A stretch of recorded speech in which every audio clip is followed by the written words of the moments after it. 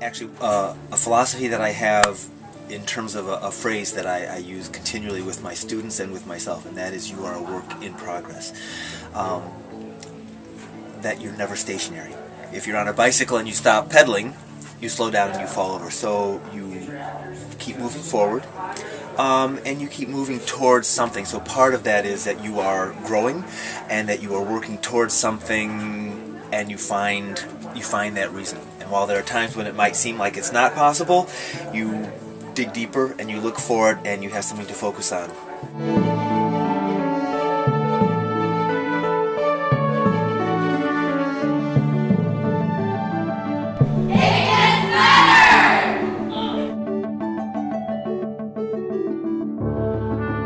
It gets better. I didn't come out until I was almost 30 years old, so I know that it's different now for a lot of students who come out at younger ages. But what I want to say with that is that it's never too late to try and figure out who you are as a person, and you should always keep working on being a better person, being a better you.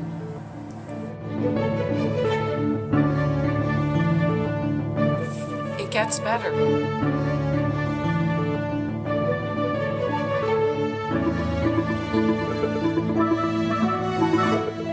It gets better.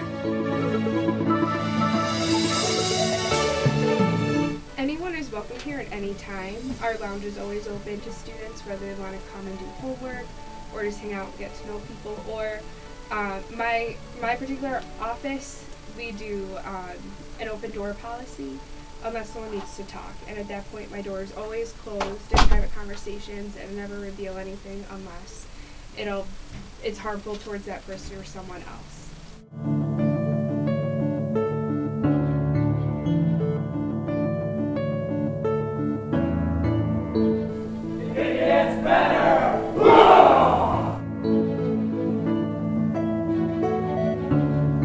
When I was,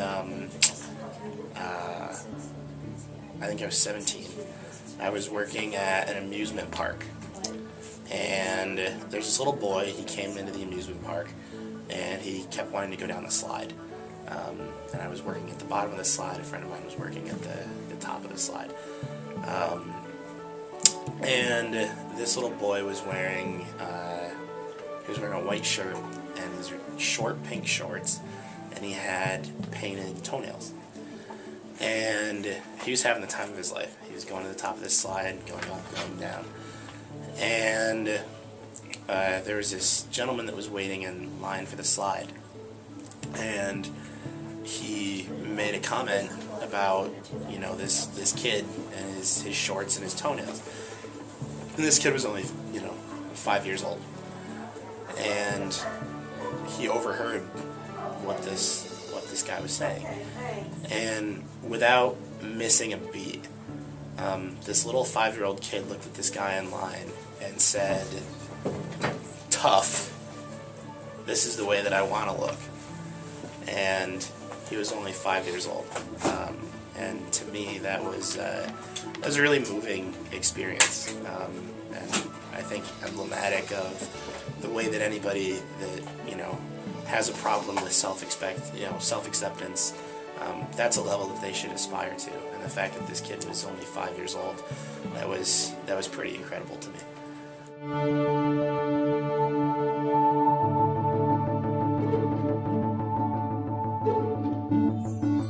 It gets better.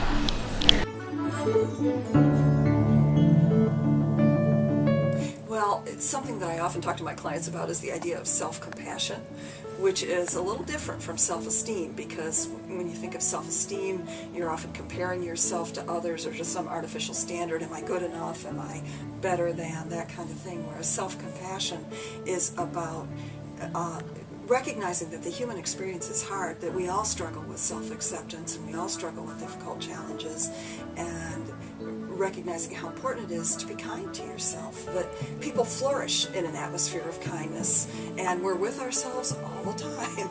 So if we talk to ourselves in a way that is kind and encouraging, we're a lot more likely to take healthy risks, to live more fully, and just to feel better.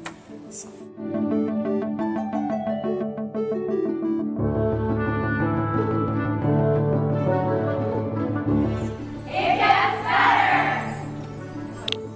It gets better.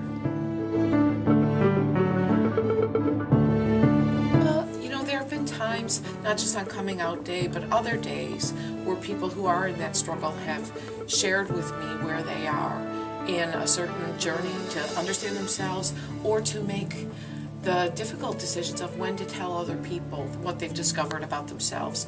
And it's been a privilege for me to be trusted with that and to be having conversations with people on that journey. I do have a daughter who is getting married next summer to her partner, and it's been wonderful in our family for her to see the support she's getting. And I'm really proud of people like my father, who's from a generation that he doesn't quite get, what is a wedding like when it's two women. But my father, the first thing he said at Thanksgiving when he saw my daughter and her partner was, "Hey, where's your gal? I want to see her." And this, to me, is very heartwarming, because she would not have thought that he would react that way, given his own upbringing and his own lack of understanding about LGBT issues. But you'd be surprised sometimes when you trust people and approach them with love and say, "This is a person I care about, and aren't you happy for me, Papa?" In this relationship, that people can surprise you with their acceptance, and to trust them and to engage them in talk about what's important to you and about the struggles.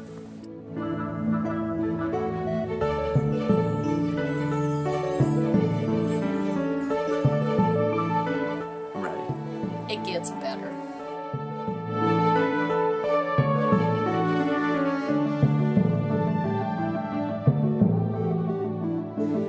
My personal involvement is that I'm a mother of a young man who's gay.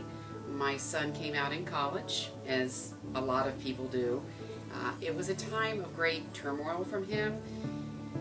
Not only are you struggling with something like that to begin with, but just everything else college in your early 20s brings. You're trying to find out who you are in general, and you're out on your own for the first time.